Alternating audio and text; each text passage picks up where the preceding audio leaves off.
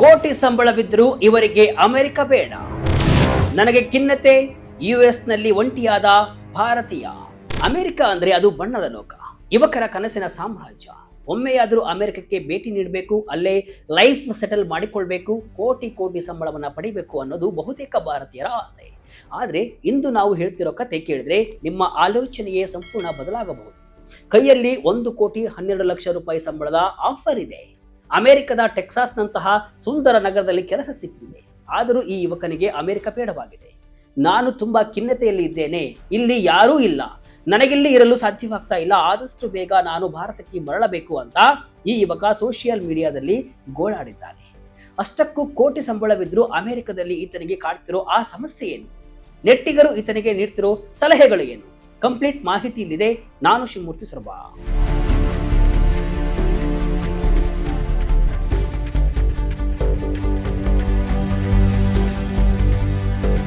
S ವೀಕ್ಷಕರೇ, ಅಮೆರಿಕದ Indiana ಯೂನಿವರ್ಸಿಟಿಯಲ್ಲಿ masters ಮುಗಿಸಿರುವಂತಹ ಒಬ್ಬ ಅನಿವಾಸಿ ಭಾರತೀಯ ಯುವಕ ಈಗ ರೆಡ್ಡಿಟ್ ಎಂಬ ಸೋಷಿಯಲ್ ಮೀಡಿಯಾ ಪ್ಲಾಟ್ಫಾರ್ಮ್ನಲ್ಲಿ ತನ್ನ ನೋವನ್ನ ಹಂಚಿಕೊಂಡಿದ್ದಾನೆ. ಈತನಿಗೆ ಟೆಕ್ಸಾಸ್ನ ಅಸ್ಟಿನ್ ನಗರದಲ್ಲಿ $1,20,000 ಅಂದ್ರೆ ಭಾರತೀಯ ರೂಪಾಯಿಗಳಲ್ಲಿ ಸರಿಸುಮಾರು $1,12,00,000 ವಾರ್ಷಿಕ ಸಂಬಳದ ಕೆಲಸ ಸಿಕ್ಕಿದೆ. ಇದರಲ್ಲಿ $1,00,000 ಬೇಸಿಕ್ ಸ್ಯಾಲರಿ ಆದ್ರೆ ಉಳಿದದ್ದು ಬೋನಸ್ ಮತ್ತು ಇತರ ಸೌಲಭ್ಯಗಳು. ಯಾರೇ ಆದ್ರೂ ಕೂಡ ಇಂತಹ ಕೆಲಸ ಸಿಕ್ಕಿದ್ರೆ ಕುಣಿದು ಕುಪ್ಪಳಿಸ್ತಿದ್ರು. ಆದ್ರೆ ಈ ಯುವಕ ಮೌನವಾಗಿ ಕಣ್ಣೀರಿಡುತ್ತಿದ್ದಾನೆ.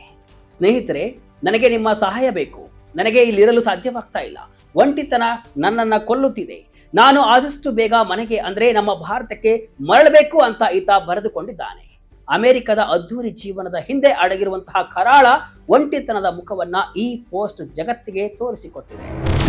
$40,000 ಸಾಲ, ತಲೆ ಮೇಲೆ ತೂಗುಗತ್ತಿ.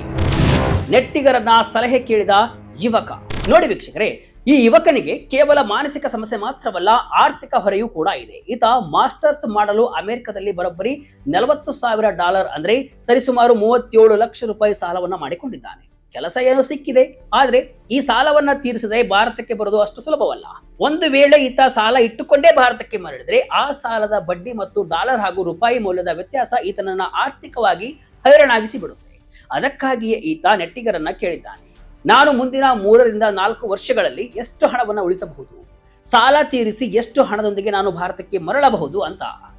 ಕೋಟಿ ಸಂಬಳ ಬರ್ತಿದ್ರು ಕೂಡ ಮನಸ್ಸಿಗೆ ನೆಮ್ಮದಿ ಇಲ್ಲದ ಈ ಯುವಕನ ಸ್ಥಿತಿ ಈಗ ಅತ್ತ ದರಿ ಇತ್ತ ಪುಲಿ ಎಂಬಂತಾಗಿದೆ. ಡಾಲರ್ನಲ್ಲಿ ಸಾಲ ತೀರಿಸಿ ಎಂದ ನೆಟ್ಟಿಗರು. ಭಾರತಕ್ಕೆ ಬೇಡ, ಅಮೆರಿಕದಲ್ಲೇ ಸಾಲ ತೀರಿಸಿ. ಈ ಪೋಸ್ಟ್ ವೈರಲ್ ಆಗ್ತಾ ಇದ್ದಂತೆ ಸಾವಿರಾರು ಜನರು ಈತನಿಗೆ ಉಪಯುಕ್ತ ಸಲಹೆಗಳನ್ನ ಕೊಟ್ಟಿದ್ದಾರೆ.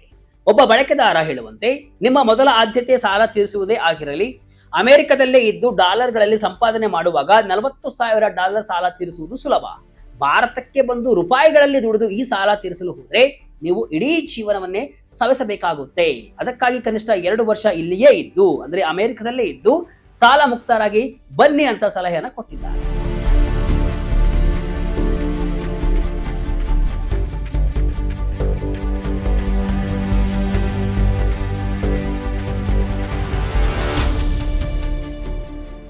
ಇನ್ನು ಟೆಕ್ಸಾಸ್ನ ಆಸ್ಟಿನ್ ನಲ್ಲಿ ಕಾರ್ ಇಲ್ಲದೆ ಬದುಕುವುದು ಅಸಾಧ್ಯ. ಹೊಸ ಕಾರು ಅಥವಾ ತುಂಬಾ ದುಬಾರಿ ಕಾರು ಖರೀದಿಸಬೇಡಿ, ಬದಲಾಗಿ ಒಂದು ಹಳೆಯ ಬೀಟರ್ ಕಾರ್ ಅಂದ್ರೆ ಸೆಕೆಂಡ್ ಹ್ಯಾಂಡ್ ಕಾರ್ನ ತೆಗೆದುಕೊಳ್ಳಿ. ಫ್ಲಾಟ್ ಮೇಟ್ಸ್ ಅಂದ್ರೆ ಗೆಳೆಯರ ಜೊತೆ ಮನೆ ಹಂಚಿಕೊಂಡು ಬಾಡಿಗೆಯನ್ನ ಉಳಿಸಿ ಅಂತ ಇನ್ನೊಬ್ಬರು ಕಿವಿಮಾತನ್ನ ಹೇಳಿದ್ದಾರೆ. ಐಷಾರಾಮಿ ಟ್ರಿಪ್ ಗಳಿಗೆ ಗುಡ್ ಬೈ ಹೇಳಿ. ಈ ಚರ್ಚೆಯಲ್ಲಿ ಒಬ್ಬ ವ್ಯಕ್ತಿ ನೀಡಿದ ಮಾಹಿತಿ ಈಗ ಎಲ್ಲರ ಗಮನವನ್ನ ಸೆಳೆದಿದೆ. ಏನು ಆತ ಹೇಳುವಂತೆ, ನಾನು ಫ್ಲೋರಿಡಾದಲ್ಲಿ ಕೇವಲ $72,000 ಸಂಬಳವನ್ನ ಪಡಿತಾ ಇದ್ರು ಕೂಡ 4 ವರ್ಷಗಳಲ್ಲಿ $1,50,000 ಅಂದ್ರೆ ಸುಮಾರು $1.5 ಕೋಟಿ ಹಣವನ್ನ ಉಳಿಸಿದ್ದೆ. ನಾನು ವಿದ್ಯಾರ್ಥಿಯಂತೆ ಸರಳವಾಗಿ ಬದುಕಿದೆ, ರೂಮ್ ಶೇರ್ ಮಾಡಿಕೊಂಡೆ, ಕಾರ್ ಕೂಡ ಇಟ್ಟುಕೊಳ್ಳಲಿಲ್ಲ, ಯಾವುದೇ ಐಷಾರಾಮಿ ಟ್ರಿಪ್ಗಳಿಗೆ ಅಥವಾ ರೆಸ್ಟೋರೆಂಟ್ಗಳಿಗೆ ಹೋಗಲಿಲ್ಲ. ತಿಂಗಳಿಗೆ ನನ್ನ ಖರ್ಚು ಕೇವಲ $1,000 ಅಷ್ಟೇ ಇತ್ತು. ಅಂದ್ರೆ ಅಮೆರಿಕದಲ್ಲಿ ಸಂಬಳ ಎಷ್ಟಿದೆ ಅನ್ನೋದಕ್ಕಿಂತ ನಾವು ಎಷ್ಟು ಮಿತ ವ್ಯಯದಿಂದ ಬದುಕ್ತೇವೆ ಅನ್ನೋದು ಕೂಡ ಇಲ್ಲಿ ಮುಖ್ಯ.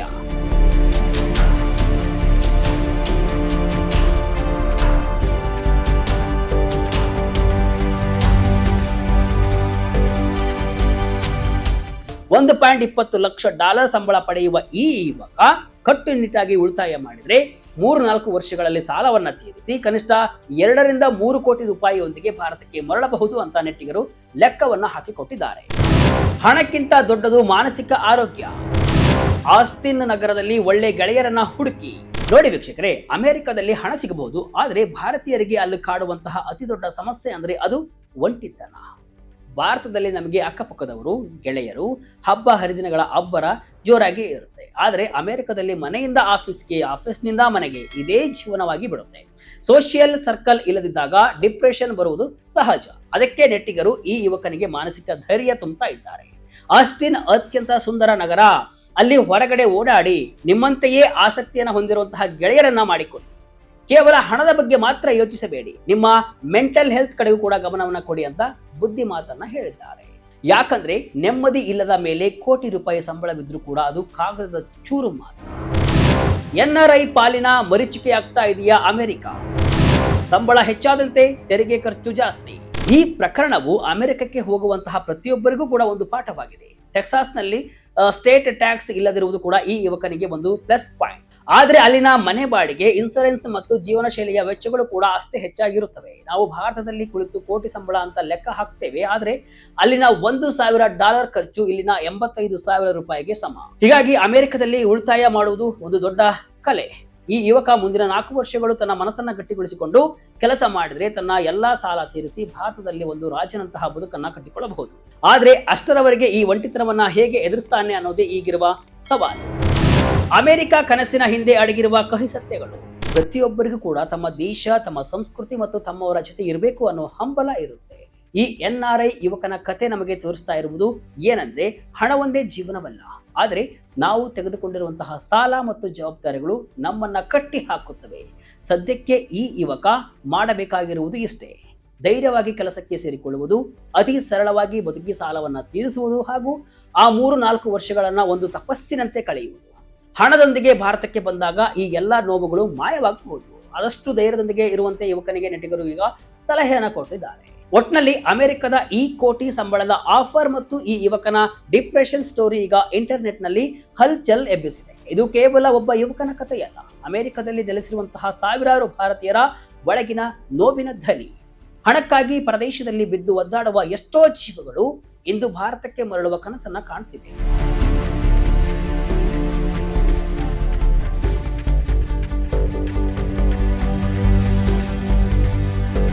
ಈ ಯುವಕನಿಗೆ ಸಾಲ ತೀರಿಸಲು ಶಕ್ತಿ ಸಿಗಲಿ ಮತ್ತು ಆತ ಶೀಘ್ರವಾಗಿ ತನ್ನವರ ಬಳಿಗೆ ಮರಳುವಂತಾಗಲಿ ಎಂಬುದೇ ಎಲ್ಲರ ಆಶಯ. ಅಂದಹಾಗೆ ನಿಮಗೆ ಏನ್ ಅನಿಸುತ್ತೆ? ಕೋಟಿ ಸಂಬಳ ಮುಖ್ಯನಾ ಅಥವಾ ನಮ್ಮ ದೇಶದಲ್ಲಿ ನಮ್ಮವರ ಜೊತೆ ಇರೋ ನೆಮ್ಮದಿ ಮುಖ್ಯನಾ? ಕಮೆಂಟ್ ಮೂಲಕ ತಿಳಿಸಿ. ಇದಿಷ್ಟು ಇವತ್ತಿನ ವಿಶೇಷ. ಇದೇ ರೀತಿಯ ಹಲವು ವಿಶ್ಲೇಷಣೆ, ಮಾಹಿತಿ ಅಷ್ಟೇ ಅಲ್ಲ, ಮನೋರಂಜನೆಯ ವಿಡಿಯೋಗಳಿಗಾಗಿ ವಿಜಯ ಕರ್ನಾಟಕ ವೆಬ್ಸೈಟ್, ಫೇಸ್ಬುಕ್ ಹಾಗೂ ಯೂಟ್ಯೂಬ್ ಪೇಜ್ ಅನ್ನು ಫಾಲೋ ಮಾಡಿ. ಧನ್ಯವಾದಗಳು.